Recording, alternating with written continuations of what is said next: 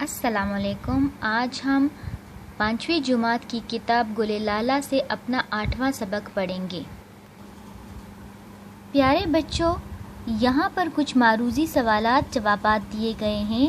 پہلا ہے، یہ نظم کس کی زبانی ہے؟ تو بچوں، یہ نظم بچے کی زبانی ہے۔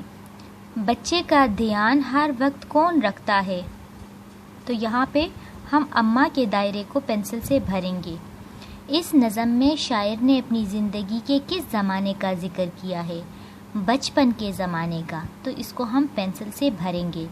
اس نظم کے شاعر کون ہے؟ تو بچوں، اس نظم کے شاعر محمد حسین آزاد ہے، اور یہ ہے صفحہ نمبر 30۔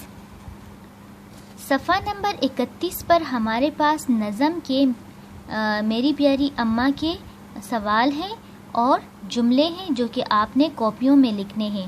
تو آپ لوگ وہ کاپی میں کچھ اس طرح سے لکھو گے۔ پیارے بچوں، یہ سوال جواب آپ کاپی میں اس طرح لکھو گے۔ اوپر میں سبق کا نام میری پیاری اماں۔ پہلا سوال ہے، اس نظم کا مرکزی خیال 2 یا 3 جملوں میں لکھیں۔ جواب ہے، یہ نظم ماں کی محبت اور شفقت کے بارے میں ہے۔ ماں جو اولاد کی خاطر اپنا آرام قربان کر دیتی ہے اور اولاد کا بہت خیال رکھتی ہے۔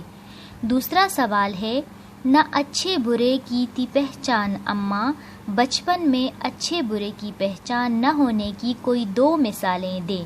جواب ہے، بچپن میں بچے کو جھوٹ بولنا اور چوری کرنا بری بات محسوس نہیں ہوتی، کیونکہ اس کو اچھے برے کی پہچان نہیں ہوتی۔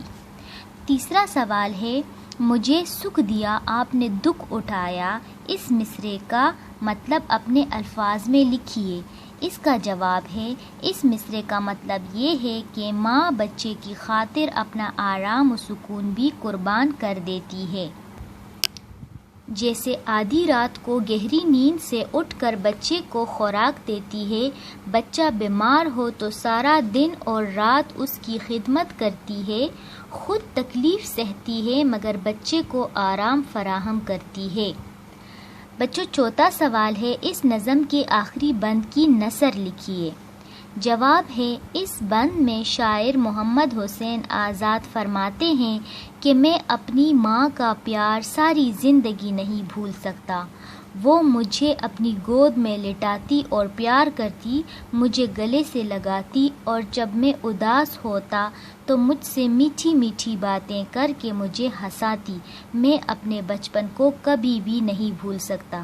تو بچوں، یہ آپ کے جو نظم ہے میری پیاری اماں، اس کے سوال جواب ہے۔ آپ نے اس کو کچھ اس طرح سے اپنی کاپیوں میں لکھنے ہیں۔ بچوں، یہ نظم کے جملے ہیں، الفاظ جملے۔ پہلا ہے، طاقت، سیب کھانے سے جسم میں طاقت آتی ہے۔ نگہبان، اللہ تعالی ہم سب کا نگہبان ہے۔ دھیان، سبق یاد کرنے پر دھیان دو۔ عمر، میری عمر 10 سال ہے۔ زمانہ، وہ اچھا اور پرامن زمانہ تھا۔ پیارے بچوں، صفحہ نمبر 31 پر ہمارے پاس ہے املا کی درستی۔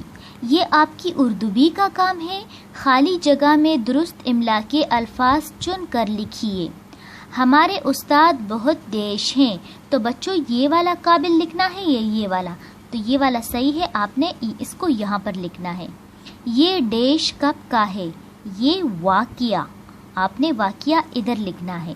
میں یہ کتاب آپ کی ڈیش کر رہا ہوں، آپ کی نظر کر رہا ہوں، نظر آپ نے ادھر لکھنا ہے۔ غریبوں کو کھانا کھلانا ڈیش کا کام ہے، ثواب کا کام ہے۔ مجھے سیب کا ڈیش پسند ہے، مجھے سیب کا مربع پسند ہے۔ پیارے بچوں، اس کو آپ نے کچھ اس طریقے سے لکھنا ہے۔